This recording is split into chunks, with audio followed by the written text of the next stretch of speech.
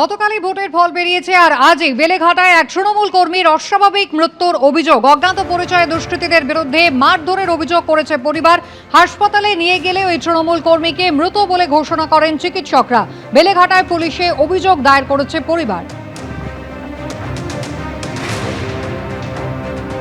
বেলেঘাটার কবি সুকান্ত সরণি ঠিক যেখানে আমি দাঁড়িয়ে আছি, এখানেই তৃণমূলের কর্মী বিশ্বজিৎ পট্টনায়কের বাড়ি। ঠিক যেখানে আমি দাঁড়িয়ে আছি এই বাড়ির সামনেই তাকে গত রাতে 11টা নাগাদ এখানে রক্তাক্ত অবস্থায় পাওয়া যায়। পরিবারের সদস্যরা তাকে উদ্ধার করেন, স্থানীয় বাসিন্দারাও ছিলেন। তারা হাসপাতালে নিয়ে গেলে চিকিৎসকরা তাকে মৃত ঘোষণা করে।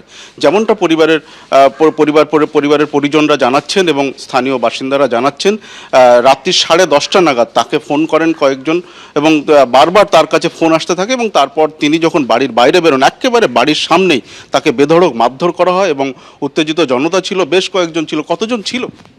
প্রায় 10-12 জন হবে। সেটা আমরা দেখিনি, কিন্তু আমার মনে হয় ওকে দৌড় করিয়ে মেরেছে, ওর পায়ে কুপিয়েছে। কেউ বেরায়নি, কেউ ছিল না পাড়ায়, সব ঘরে ছিল। অনেকে আওয়াজও শুনেছে, ভয় ভেতরে ছিল, দরজা ভাঙচুর করেছে, এখানে দরজা ভেঙেছে, সবাই ভয়ে গিয়ে ভেতরে ছিল, কেউ বেরায়নি। আমার দাদাকে মারতে মারতে ওখান থেকে জল বয়েছে, রক্ত জল এখানে বয়ে বয়ে গেছে। তারপরে কয়েকজন, আমার বৌদি আওয়াজ শুনে নিচে নেমে দেখে আমার দাদার রক্তাক্ত বডিটা ওখানে পড়ে আছে। যা হোক করে তুলে কয়েকজন পাশের বাড়ির দাদা কাকার একজনের, জীবন কাকা বলে একজন, তার গাড়ি নিয়ে এনআরএসে গেছে।